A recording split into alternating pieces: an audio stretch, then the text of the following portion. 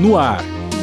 Um programa que mostra, divulga e debate o terceiro setor, dando voz à solidariedade e construindo a cidadania.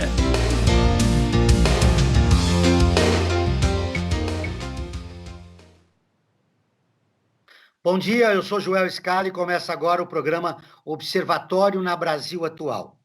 No programa de hoje vamos falar sobre direito digital e dependência tecnológica.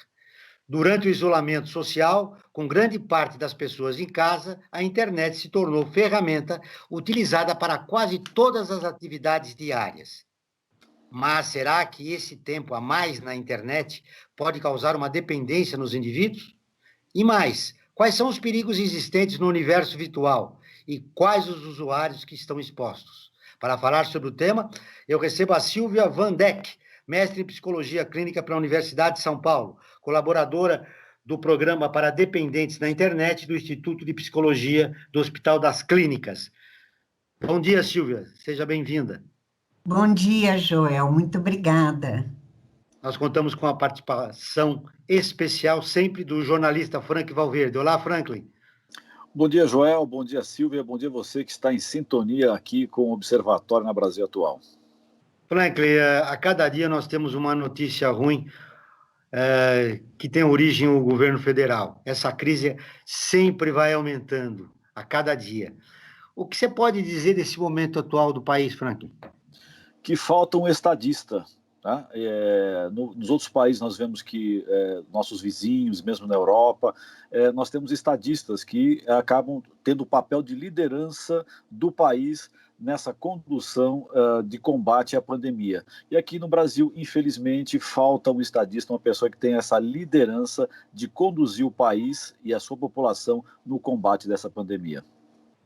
Silvia, eu disse no início do programa que nós estamos usando muito mais a internet do que normalmente a gente fazia antes da pandemia. Que cuidados nós devemos tomar para que isso não se transforme numa doença? Bem, uma coisa que eu considero fundamental é que as pessoas pudessem modular o uso da tecnologia, inclusive nos acessos em relação a tudo aquilo que a gente ouve de cá e de lá e que nos dá, inclusive, aquela sensação desagradável de barco à deriva. Então, muitas pessoas nos fazem contato conosco, né? E nós observamos pelas redes sociais que as pessoas estão ansiosas, as pessoas estão com medo, as pessoas estão tendo sintomas de pânico nesse período que já está muito longo, né? E o próprio fato de nós sabermos a cada 15 dias, né, que a tal curva não baixou, né? E que entra bem, eu concordo muito com o Franklin, no sentido de que está faltando, né, uma liderança. Enquanto isso, as pessoas estão usando dos recursos que elas têm para poder ficar conectadas com o mundo, e o risco é bem esse, né? O uso excessivo, buscando informações aqui e ali, que muitas vezes não coincidem, são informações contraditórias, são fakes, e tudo isso tem abalado muito as pessoas. Isso sem contar, né, que aqueles que já tinham, vamos dizer, um quadro de uso abusivo de jogos, de games e de redes sociais, estão, nesse momento, utilizando isso muito mais, até para poder passar o tempo, não é? Olha, Silvia, É verdade. como que a gente consegue descobrir que se tornou um dependente de internet, ainda mais nesse tempo que nós estamos vivendo nos dias de hoje, com essa necessidade de contato via internet, né? Via WhatsApp ou uma série de outros aplicativos aí. Como é que a gente descobre que a gente se tornou um dependente? Existem alguns critérios, né?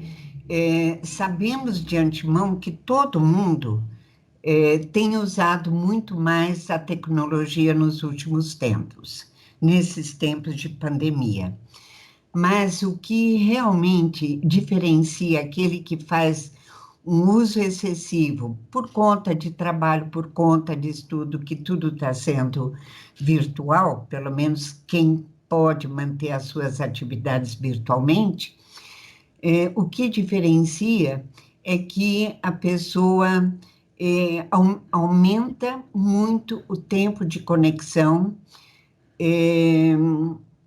deixando de fazer as atividades do dia a dia, né? Então, assim, não se alimentam de acordo, trocam o dia pela noite, porque é à noite que a maior parte dos jogadores online acessa. Com isso, prejudica toda a rotina de alimentação, a rotina de estudo, até de trabalho, muitos deles. E uma coisa também muito forte é quando eles estão conectados, eles não suportam que alguém interfira. E isso pode gerar conflitos familiares sérios, porque um pai pode chegar e dizer agora chega, querer desconectar os cabos, e isso acaba muitas vezes gerando violência doméstica, inclusive. Silvia, nesse período, a gente sente angústia, sofre, tem medo do que pode vir no futuro. E o único paliativo é essa ferramenta, é a internet. Como conciliar, né, essa vontade de conversar com o mundo, já que nós não podemos sair de casa, né, nós estamos em confinamento, e a internet se tornou uma ferramenta fundamental para que a gente Sim. se entre em contato com o mundo. Como, nesse momento, desassociar esse aspecto exagerado da utilização, mas reconhecendo na internet uma ferramenta muito importante para integrar as pessoas durante a pandemia? A ideia seria equilibrar, como equilibrar esse uso? Exatamente. Tá. Bom, o que seria o ideal, né? Seria que as pessoas pudessem adotar uma rotina. A rotina seria fazer um plano daquilo que elas podem fazer. Ou seja, não vou acordar 4 horas da tarde, porque a única coisa que eu tenho para fazer é jogar.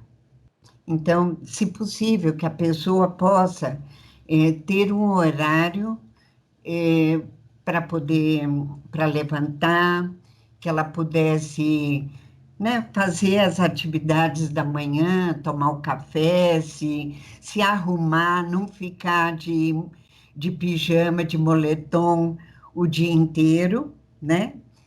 E que pudesse ter uma rotina que envolvesse a alimentação, o convívio com as pessoas que a pessoa tem, né? E inserir algumas atividades. Uma delas seria atividade física, né? Não tem a aparelhagem de uma academia dentro de casa, até dentro dos condomínios, né, que não estão autorizando o acesso, mas que pudesse fazer uma atividade física, exercícios, que pudesse inserir, não sei, de repente, hoje eu vou ler, ou hoje eu vou ajudar um pouco em casa, porque, inclusive, para uma família, né, que tem uma família que tem filhos, tudo mais, e que tem um pai e uma mãe que trabalham virtualmente também, isso está ficando um encargo muito grande, porque antes eles saíam para trabalhar, né? Os filhos para a escola, e não tinha o movimento da necessidade de fazer um almoço, de arrumar uma cozinha, de limpar uma casa diariamente. Não havia tanto isso, né? E agora, sim, né? Eu vejo, assim, do que eu converso com as mães, elas estão sobrecarregadas, porque além de trabalhar, de acompanhar os filhos nas aulas online, elas ainda têm que cuidar do alimento, da roupa, de tudo, e normalmente os filhos acabam ficando ociosos. Então, seria importante que a família pudesse conversar, né, a respeito da divisão de tarefas, né, que Muito bem. ajuda todo mundo. Agora nós vamos ouvir a Rádio ONU, que é parceira de conteúdo do Observatório do Terceiro Setor, com a matéria Pandemia causa queda no comércio global. Ana Paula Loureiro, de Nova York, traz as informações. Um relatório conjunto de 36 agências internacionais indica que o comércio global sofreu uma queda de 3% por causa do novo coronavírus. Em comunicado, a Conferência das Nações Unidas sobre Comércio e Desenvolvimento, UNCTAD, afirma que a tendência de declínio, registrada de janeiro a março, deverá se acentuar nos próximos meses, chegando a uma redução de até 27% de trimestre para trimestre. O relatório da Comissão para a Coordenação de Atividades Estatísticas é resultado da colaboração de organizações e sistemas internacionais e nacionais de estatísticas coordenados pela UNCTAD. A queda no preço do barril de petróleo levou a uma redução de mais de 20% do preço das commodities em março, mas, segundo a UNCTAD, a tendência de declínio está ocorrendo desde dezembro.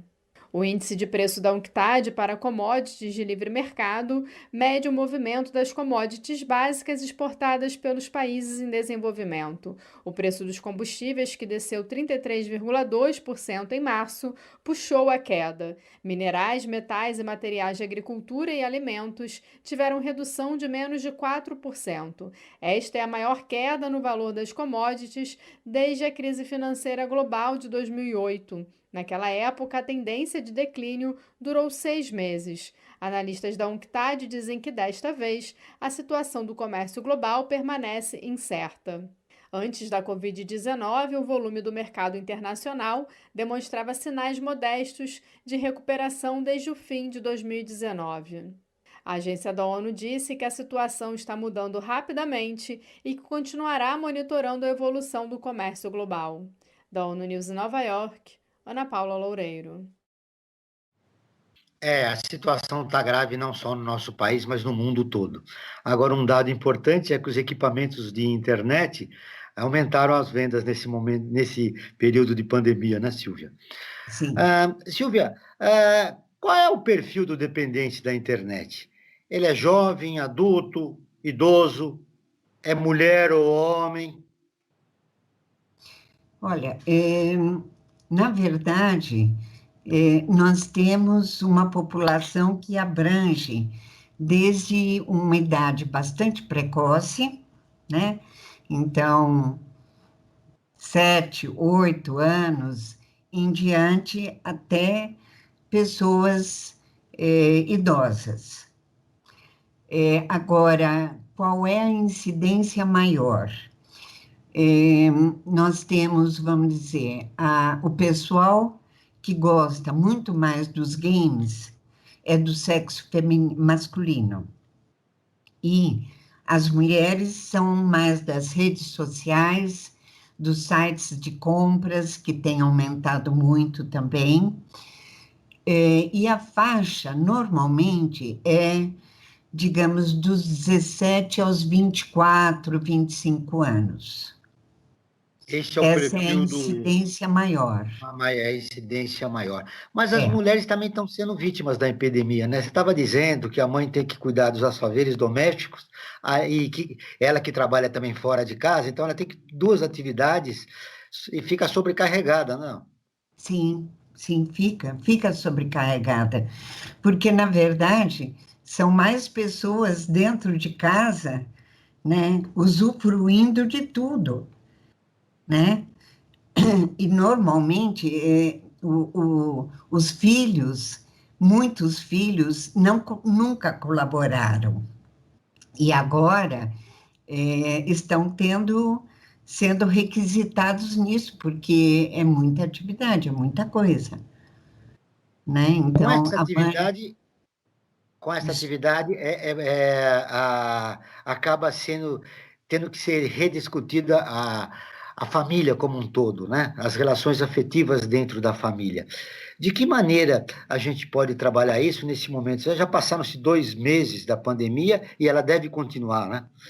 E Sim. quais são as alternativas que a mulher, que é o centro da família, pode desenvolver para melhorar suas relações, as relações humanas entre os seus familiares? Essa é uma excelente pergunta, porque o que nós vemos é assim, uma voz de comando ou uma voz de queixa, né? Ah, porque você não colabora, eu estou cansada, tem que fazer isso, ninguém lava a louça, ninguém só usa copo, copo, copo, e depois quem tem que lavar sou eu. Então, esse é um discurso que a gente sabe que não resolve, acaba provocando animosidades entre os membros do grupo familiar. Uma coisa que nós temos sugerido, né, aos pais que nós atendemos, vamos fazer uma roda de conversa, né? Então, vamos lá. Nós não sabemos quanto tempo mais nós vamos ficar nessa condição, e é importante e é direito que todos colaborem. Afinal de contas, moramos todos debaixo do mesmo teto e dependemos uns dos outros. Então, uma ideia seria fazer um registro das atividades que são necessárias na rotina de uma casa, né? Então, varrer quantas vezes por semana, varrer a casa, passar pano, limpar banheiro, tirar o lixo, tirar a louça, ajudar a cozinhar, enfim.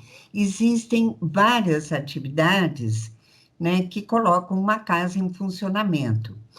E, dentro disso, né, abrir para a família o que cada um pode estar fazendo, né, para ajudar, acreditando que isso é possível. Ah, mas eu não sei cozinhar. Ok, vamos lá para a cozinha, a gente pode preparar um lanche juntos, né? Até a própria Então, internet ensina, né? Apesar né, do excesso de internet, até a própria internet ensina para essas dificuldades, né? Como você vai fazer um prato, como é que você vai cozinhar? Tem dúvida? Até nesse aspecto é positivo, né? A internet, né? O excesso de coisas que às vezes são escapistas, mas é uma questão às vezes necessária, né? Que isso é resolvido, né? sim, e acho excelente ideia, porque realmente tem tudo, né? Da mesma A internet maneira, também, Silvia, traz também o excesso de informação, né? Você tem o sim, excesso de informação. sim, sim. Como trabalhar isso?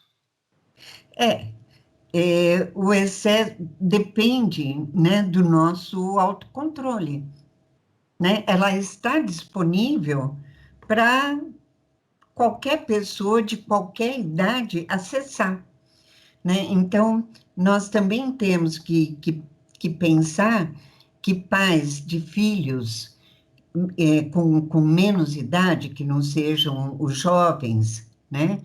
Mas que aquilo que eles acessam possa ser monitorado, né? Então, se o filho está tranquilão, né, na tela, entrando num link no outro, e a gente sabe o risco disso tudo, né? Os pais precisam observar, Tem né? um Ter outro uma aspecto, atitude mais participativa, né? é Sim, Silvia, verdade. quando se fala em dependência tecnológica, me vem à mente a dependência química. No caso dos dependentes químicos, né, eles passam, quando eles estão iniciando um tratamento, mesmo no próprio processo, a chamada a crise de abstinência. Né? E eu pergunto, no caso da dependência tecnológica, há também o caso da crise de abstinência da tecnologia para as pessoas que estão sendo tratadas pelo AMIT, né, que é o Programa Ambulatorial de Transtornos do Impulso? Sim, as crises de abstinência vêm de uma maneira muito semelhante às crises de abstinência da dependência química. Então, quando é retirado o aparelho, qualquer tipo de conexão, né, de uma pessoa, ela sente taquicardia, sente ansiedade, ela apresenta sudorese.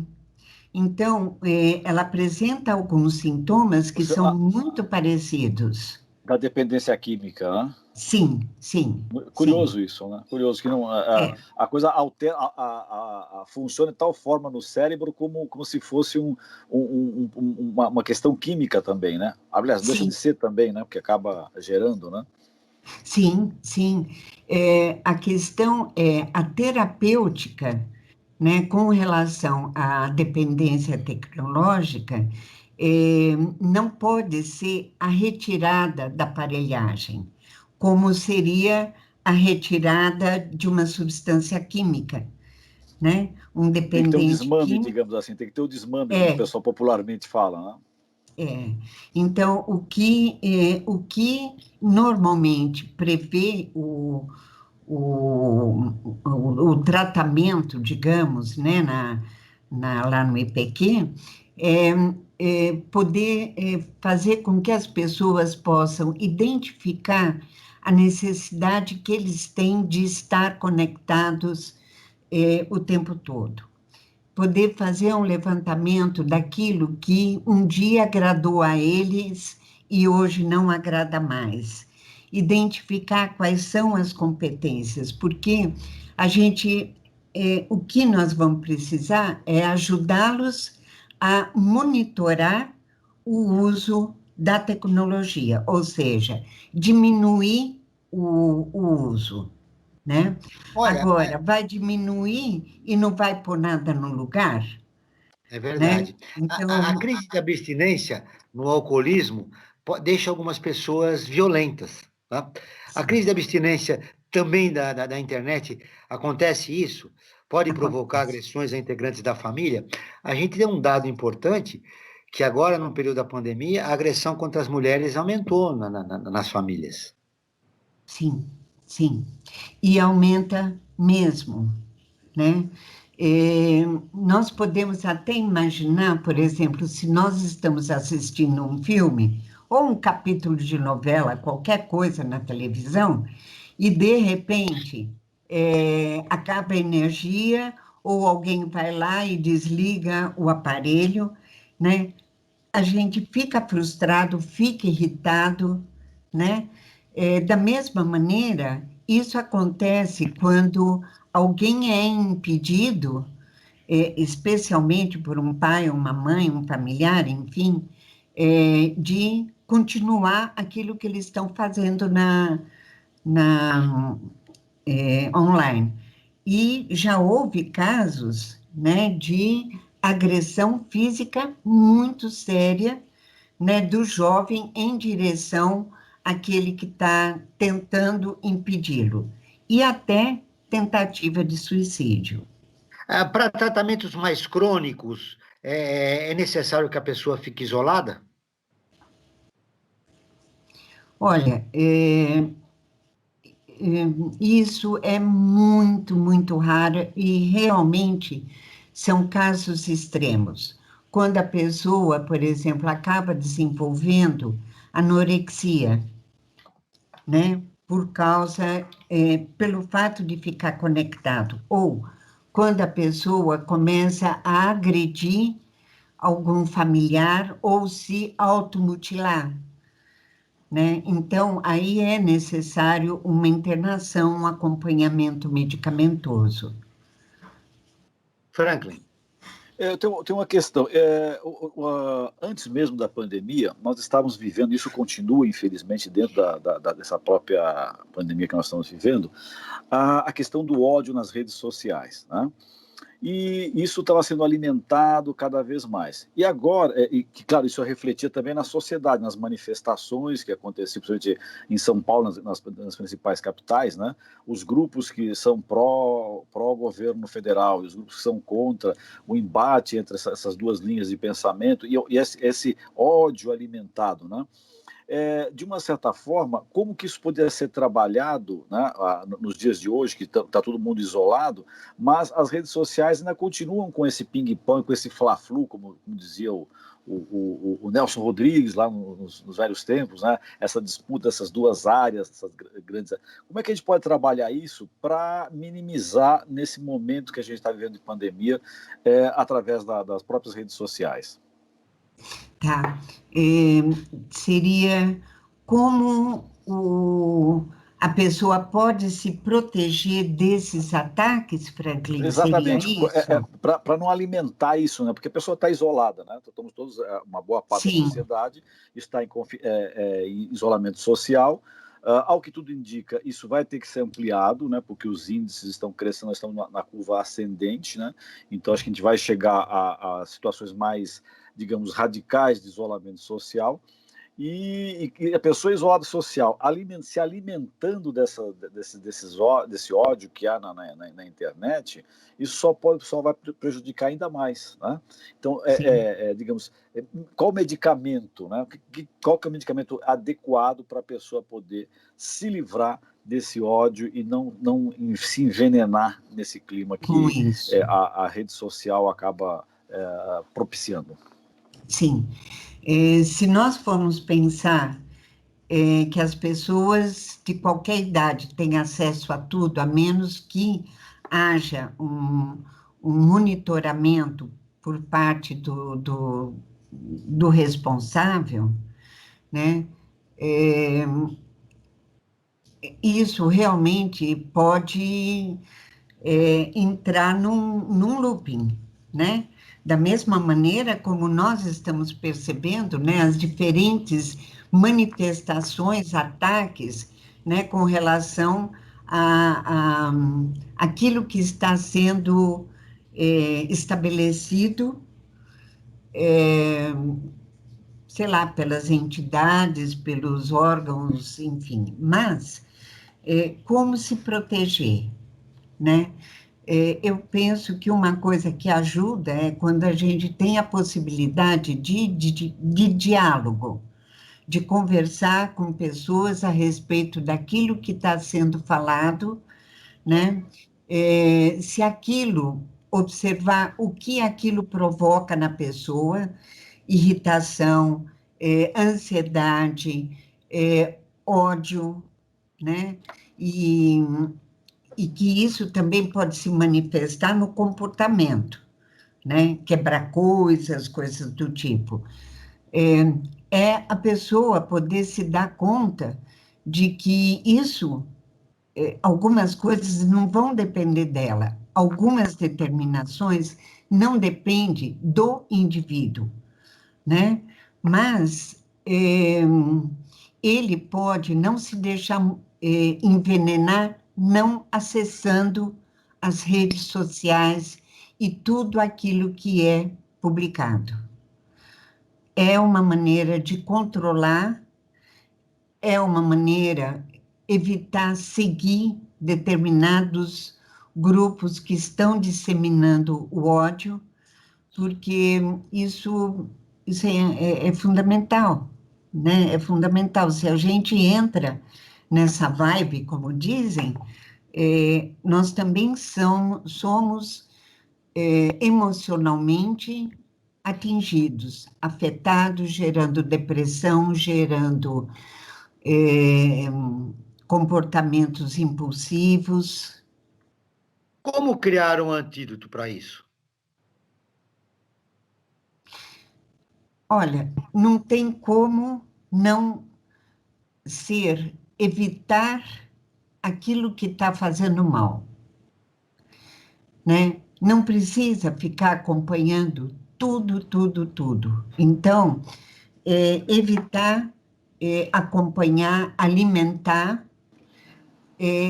Existem pessoas que estão buscando leituras, músicas, peças de teatro, tudo isso está sendo divulgado amplamente e gratuitamente pelas redes sociais. Eu penso que é buscar alternativas que possam trazer um pouco de paz para Muito cada bem. um. Agora vamos ouvir a repórter Isabela Alves com as notícias do portal do Observatório do Terceiro Setor. Olá, Isa, tudo bem? Olá. Tudo bem? Bom dia, Joel. Bom dia, Franklin. Bom dia, Bom dia. convidada. Os ouvintes. Eu vim trazer para vocês as notícias que foram destaque na semana no nosso portal. E a primeira delas é que o projeto Donas da Rua da História, que é promovido pela Maurício de Souza Produções, homenageou a coordenadora de UTI do Hospital das Clínicas. A médica Roy Eli foi a única infectologista a integrar a missão que resgatou brasileiros que estavam confinados em Wuhan, na China. A outra boa notícia da semana é que um exame batizado de DECT-A mostrou que é possível detectar diversos tipos de câncer usando apenas os exames de sangue.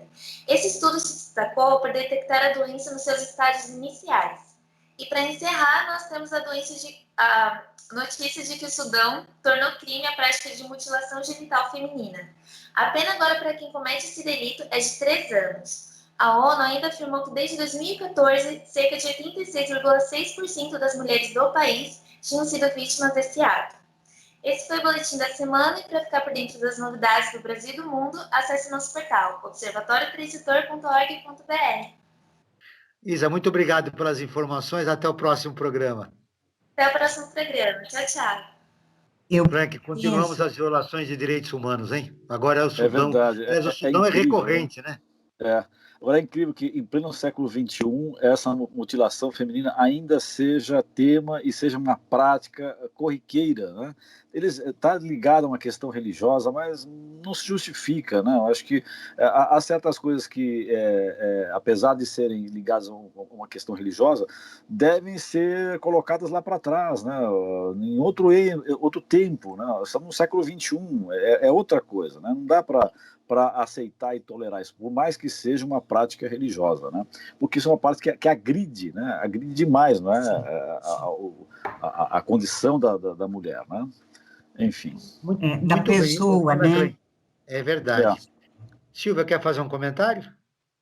Olha, uma coisa que eu penso que seja muito importante e que, de alguma maneira, nós carecemos é de notícias alentadoras, notícias boas e que, de fato, sejam coisas que possam alimentar a nossa esperança, né? Nós temos ouvido muito mais notícias ligadas àquilo que está sendo difícil, ruim, ausência de leitos, o aumento de contaminação, inclusive pelas pessoas que estão na linha de frente, né, os médicos, até isso, né, como foi colocado, né, o problema no comércio, né? No comércio. Que as pessoas vão começar a sentir seriamente as privações, né? Então, quando nós temos a oportunidade de ouvir notícias boas, né, isso acaba sendo um alento, né? Você enfatizou a importância de ouvir notícias boas, mas 99% das notícias que nós recebemos nesse período de pandemia são ruins. Que consequências essas notícias provocam na nossa cabeça, Silvia? Desesperança.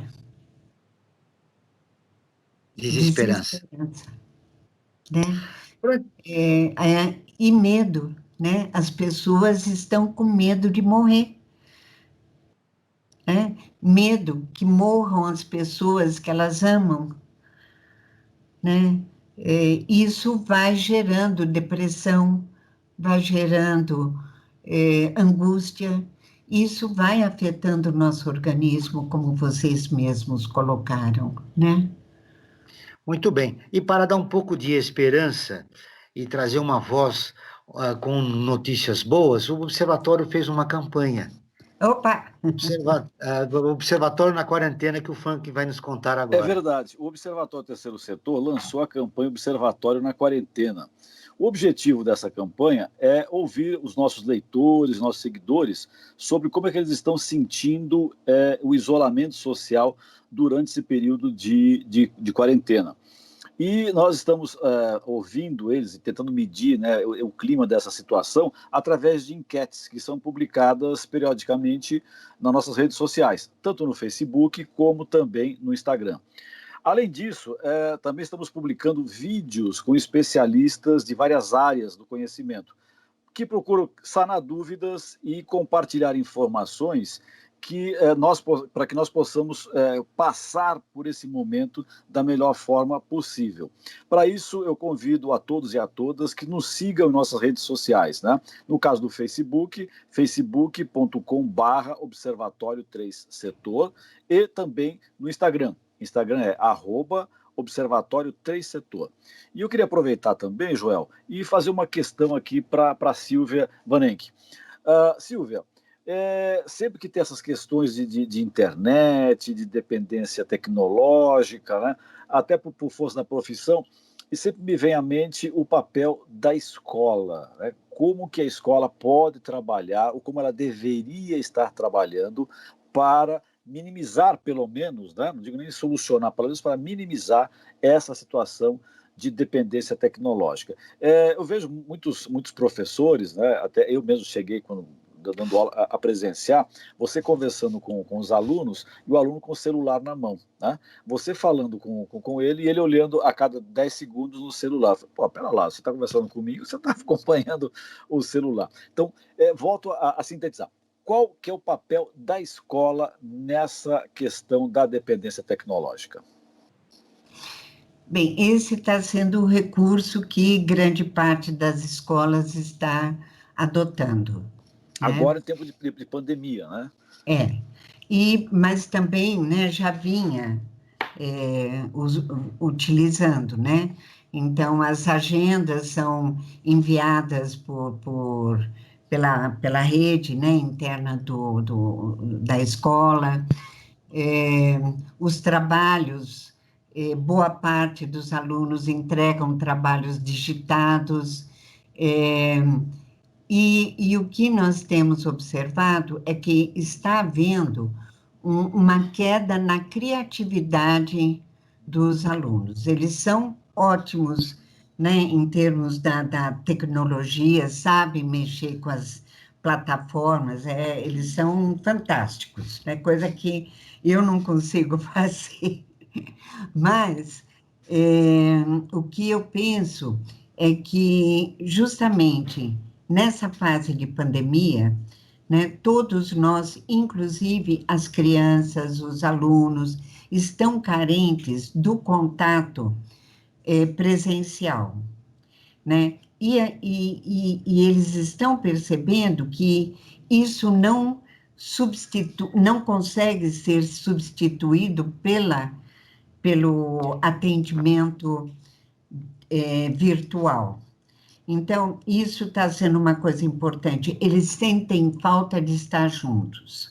Outra coisa, eu penso que cada escola deveria adequar os seus recursos para que a tecnologia seja adequadamente utilizada, monitorada, né? Então, isso que se falou, Franklin, é muito comum. Eles estão na tela do notebook, mas estão com o celular junto, acessando rede social, jogando os games, né? Ou seja, não dá para eles prestarem atenção a tudo, né? a aula, ao conteúdo, aquilo que eles têm que fazer e aquilo que eles querem fazer, que está ao lado deles. Então, eu acho que as escolas precisam realmente ter uma orientação para o ensino através da tecnologia também, para que a criatividade, para que o motor, para que a leitura, né, não seja prejudicada, né? Porque a gente vê que a memória vai ficando, não vai sendo exercitada. Se você precisa de um contato, você não vai buscar na tua memória. Você vai buscar no Google, você vai buscar na tua rede de contatos virtual, e isso faz com que a própria memória não seja estimulada, né? Incrível, Muito né? bem. Então, eu veria por Silvia, aí. Oi. você ouviu o Frank falar do Observatório na Quarentena, que é a nossa campanha. E já realizamos várias enquetes. Uma delas é perguntando o que mais impactou você nessa campanha. No seu caso, o que mais impactou, Silvia, você, nesses 2 meses de isolamento social? Olha, o que hoje me pega é essa situação da comunidade como um todo, das pessoas como um todo. Não só aquilo que, de repente, pode estar gerando medo e insegurança em mim, ou seja, a minha saúde e a saúde, né, das pessoas próximas. Mas o que mais me preocupa, o que mais me impacta é a falta de direcionamento do governo, não sei se eu posso estar falando isso, Claro que pode. tá? Eu sinto que ninguém está falando direito com ninguém, e o meu receio é do impacto disso, né, na população brasileira, né, no sofrimento que isso já está causando em termos financeiros, sociais e profissionais. Muito bem. Que saída você imagina, já que nós não podemos contar com o governo federal, que nos assiste, a maioria da população brasileira, o que a sociedade civil deveria fazer nesse instante?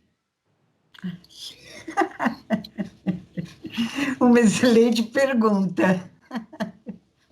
Bom, o que eu sempre acho é que as lideranças, né, governamentais deveriam conseguir, não só governamentais, assim, eu digo também da área da saúde, e aí eu incluo o governamental, deveriam conversar, né? Conversar, estabelecer metas, estabelecer formas realmente de proteção à população. Porque se nós formos ver o que acontece nas periferias, e não só nas periferias, mas especialmente pela falta de recurso em algumas comunidades, né, a gente vê assim, eles estão de fato expostos, estão ao Deus dará. Falta Estado, né, Silvia? Falta Estado, né? Acho que o Estado, ele acaba... eles querem cada vez mais se isentar das responsabilidades, né? Tem a política, não, o Estado tem que ser mínimo, mas numa situação como essa, como nós estamos vivendo, o Estado não pode ser mínimo, ele tem que ser necessário, né? Não é nem mínimo nem máximo, é necessário, né? Ele teria que atuar para resolver essas questões da pandemia, que não estão acontecendo, né? Não está, não está. Né, a impressão que a gente tem é que, como alguém já falou, todos nós vamos pegar o coronavírus. Eu espero que a vacina chegue antes, né? Mas Ô, você Jorge, sabe... Pode falar, Franca. diga. Não, não, nós como jornalistas, né, Joel, a gente sofre muito, né, a nossa profissão principalmente, com a questão das fake news, né, as fake news que alimentam, que acabam, às vezes, destruindo reputações, né, de profissões como a dos jornalistas, né, que tem toda uma metodologia para você informar, para poder levar a informação para o cidadão, né? E nessa questão da dependência tecnológica, qual que é o peso das fake news na criação e na alimentação dessa dependência, Silvia? Bom, a tendência é a pessoa buscar em outros, ela vai buscar a resposta. Se algo impactou, sendo fake news ou não, né, ela vai atrás.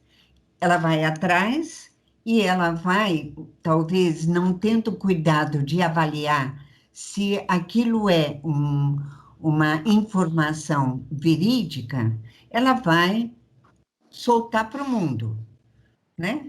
Então, isso vai se alastrar como fosse um vírus, né? E isso vai gerando, uma que vai dando poder a quem constrói as fake news, né?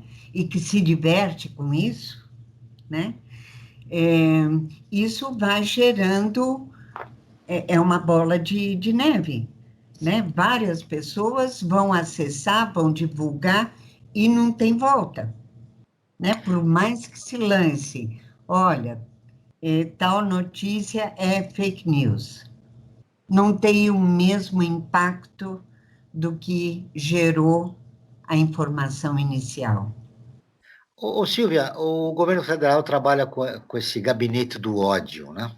E eu gostaria de saber quem são essas pessoas que dão eco a essas informações falsas do fake news, desse gabinete do ódio, e que implantam um clima de um mal-estar na sociedade em geral.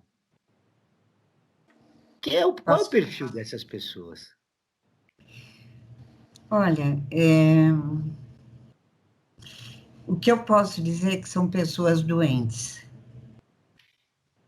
porque sabem que se alimentam do sofrimento que eles causam com essas fake news nos outros. Só pode ser alguém doente.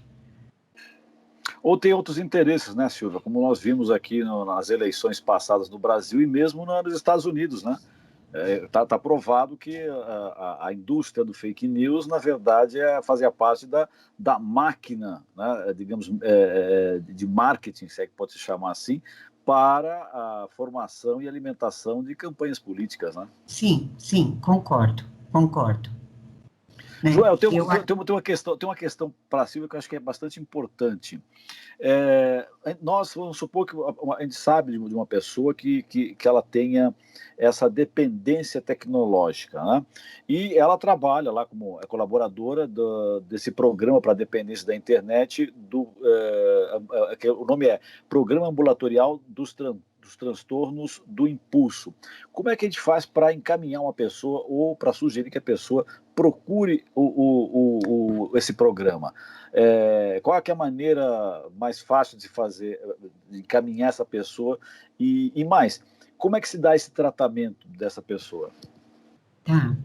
Bom, normalmente, em tempos normais, mas a gente pode dizer, ainda em tempos de pandemia, uma pessoa que esteja buscando uma ajuda, ela pode entrar no nosso site, que é o www.dependenciadeinternet.com.br. Ali ela vai entrar numa página chamada Ajuda. E ali ela pode preencher um cadastro, né? Com nome, os dados de identificação e explicando o porquê que ela está buscando ajuda. E aí, nós entramos em contato com essa pessoa por e-mail, né? ou até que ela precisa deixar um telefone de contato, ou até por telefone, e buscamos entender o que está angustiando para poder fazer o devido encaminhamento. Ou seja, é a internet sendo usada como antídoto, né? Perfeitamente, é o recurso, né? Quando não havia isso, era tudo no telefonema, né? Aí a nossa conta ia lá para cima, né? Porque havia pessoas de outros estados e cidades também. Mas, a partir, no momento, nós estamos fazendo esses atendimentos online, né? Então, nós temos o grupo de pais, que é atendido quinzenalmente, é um grupo aberto, né, que tem como objetivo ajudar os pais na direção, né, da relação com os filhos, especialmente nesse momento. E temos grupos de jovens e adultos que são atendidos presencialmente. No momento, não há atendimento presencial. É tudo feito online.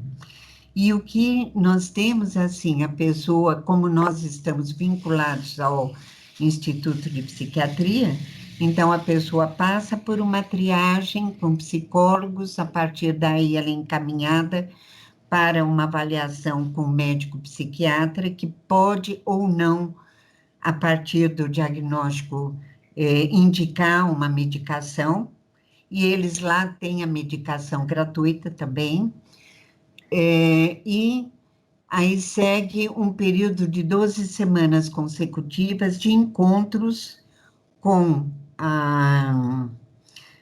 psicólogos, reuniões em grupo. É uma equipe multidisciplinar, Silvia? É uma equipe multidisciplinar, né, que faz o atendimento.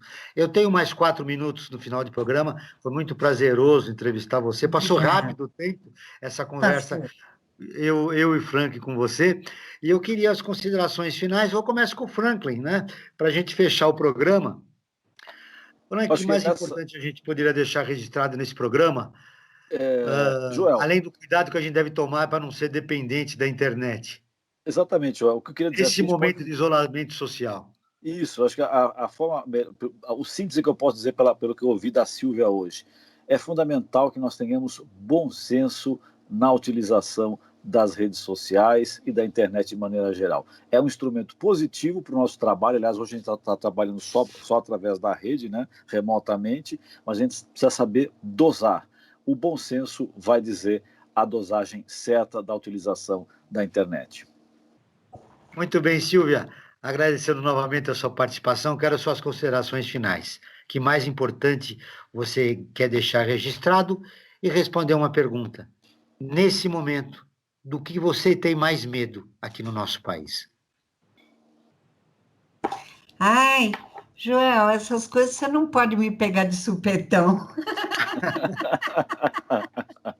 Olha, o que eu mais temo é que a gente sofra um colapso no sistema econômico, de saúde e social. Esse é o meu maior medo. Eu gostaria de dizer que eu gostei muito, né, dessa conversa a três que nós tivemos. Virei fã. Que bom. E agradeço muito pela oportunidade de poder trocar com vocês, porque eu sinto que foi bem uma troca. Muito obrigada. O Observatório na Brasil Atual está terminando. Eu agradeço a presença de Silvia Van Enck, que é psicóloga, mestre em psicologia clínica pela Universidade de São Paulo e colaboradora do programa para dependentes na internet do Instituto de Psiquiatria do Hospital das Clínicas. Esse programa foi produzido pela equipe do Observatório do Terceiro Setor. Na próxima terça-feira nós estaremos de volta aqui. Você vai acompanhar o nosso novo programa, o Brasil Cidadão. E nós ficamos por aqui, sempre na luta por uma sociedade mais justa, solidária, sustentável e tolerante. E não esqueça, fique em casa, certo, Franklin? Exatamente. Fique em casa. Até o próximo programa. Até o próximo. Obrigada. Obrigado. Muito obrigada.